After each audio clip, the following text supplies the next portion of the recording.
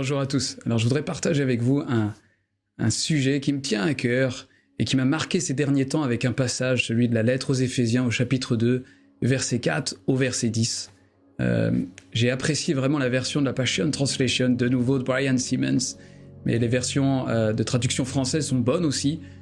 Mais il me semble qu'à travers ce passage, Paul et l'apôtre Paul rajoutent cette révélation tellement claire de l'évangile de Christ, qui est si simple et en même temps qui nous permet de nous garder dans la simplicité de Christ et surtout dans son œuvre parfaite qu'il a accomplie pour nous.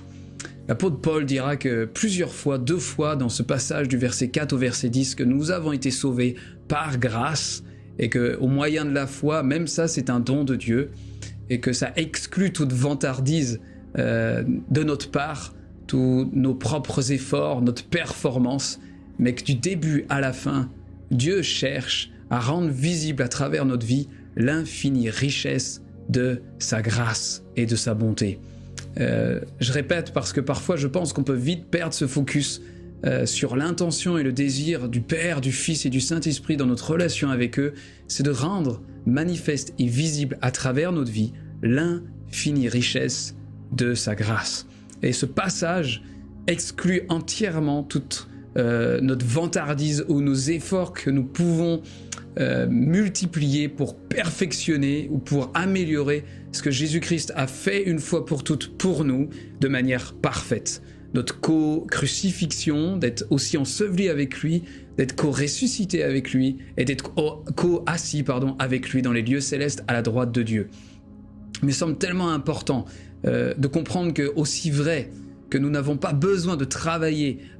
au perfectionnement, à l'amélioration de notre co-assise avec le Christ dans les lieux célestes, il est tout aussi inutile de croire et de penser que nous avons à travailler ou à améliorer notre co-crucifixion avec le Christ.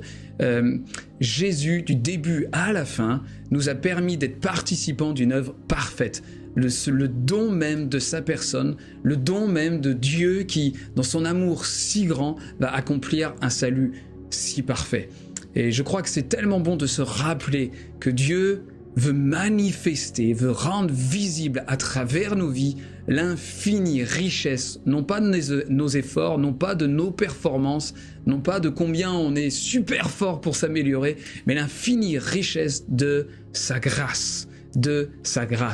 Et je crois que c'est tellement bon de se rappeler que l'apôtre Paul va nous dire que Dieu lui-même a préparé en avance de toute éternité les bonnes œuvres afin que nous marchions en elles. Même Dieu a prévu le moyen que nous marchions dans les bonnes œuvres qu'il a prévu d'avance sans qu'on ait besoin de se casser la tête, sans qu'on soit en train de se dire « Ah, mais comment je dois faire ça? Quelles sont les œuvres que Dieu a prévues pour moi ?» Non, si le Père les a préparés de toute éternité pour nous, c'est bien pour que nous puissions les pratiquer, marcher en elles d'une manière complètement, j'allais presque dire intuitive, complètement entrelacée dans notre vie au quotidien avec les choses très réjouissantes et les choses bien moins marrantes, parce que le Père, dans son infinie sagesse, a fait en sorte, préétabli, que ces bonnes œuvres en Christ que nous sommes appelés à remplir, à accomplir, à marcher en elles, font partie d'une manière complètement intégrée, entrelacée, harmonieuse à notre vie au quotidien. Nous n'avons pas besoin de nous casser la tête, nous n'avons pas besoin de penser que nous avons un Dieu qui nous cache les œuvres dans lesquelles nous voulons, dans lesquelles il veut que nous marchions. Bien au contraire, c'est une révélation d'un Dieu complètement et si différent que ça que nous avons. Le verset 4, Dieu nous a aimés d'un amour tellement grand. Dans un amour tellement grand. Il nous a sauvés par grâce. 2 fois l'apôtre Paul le répétera, afin que tous nos efforts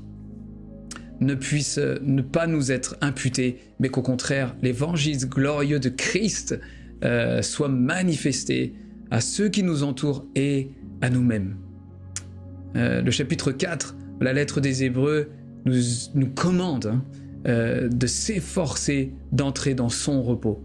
Et je crois que l'une des erreurs les plus basiques et les plus simples et plus faciles que nous pouvons faire est celle de glisser, de tomber de la grâce, comme dira Paul, et de dépasser ces limites de la simplicité de Christ à travers les perspectives et les facettes différentes de notre relation avec Dieu, que ce soit à travers l'engagement des réalités célestes, que ce soit ce qu'on peut appeler l'intériorité, cette expérience du Dieu qui demeure en nous, à travers le Père, le Fils et l'Esprit, que ce soit à travers la louange, l'intercession, le soaking, même le jeûne, à travers toutes ces manières d'alimenter, de nourrir notre relation avec lui et de découvrir de plus en plus l'œuvre parfaite de Christ, nous pouvons tomber si facilement de la grâce et de la simplicité de Christ. Alors reposons-nous en lui, dans son amour si grand pour nous, de ce que nous sommes sauvés par la grâce, de ce que Dieu, à travers le Père, le Fils et l'Esprit, cherche continuellement à manifester l'infinie richesse de sa grâce. Voilà, je pense là, un résumé presque de l'évangile de Christ dans toute sa consistance à travers nos vies. Ce n'est pas nous qui sommes au premier rôle, mais la personne du Père, du Fils et de l'Esprit,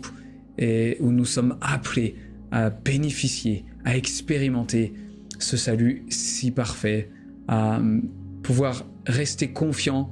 le Père même, le Fils même, l'Esprit même, et ils sont déjà complètement là en moi, et je suis complètement en eux, à la droite même de la puissance de Dieu. Et juste en fermant les yeux ou en gardant les yeux ouverts, je peux être dans la foi, l'acceptation, l'accueil tranquille que c'est déjà fait une fois pour toutes, et que je peux expérimenter ces réalités-là dans l'aisance, la simplicité de Christ lui-même.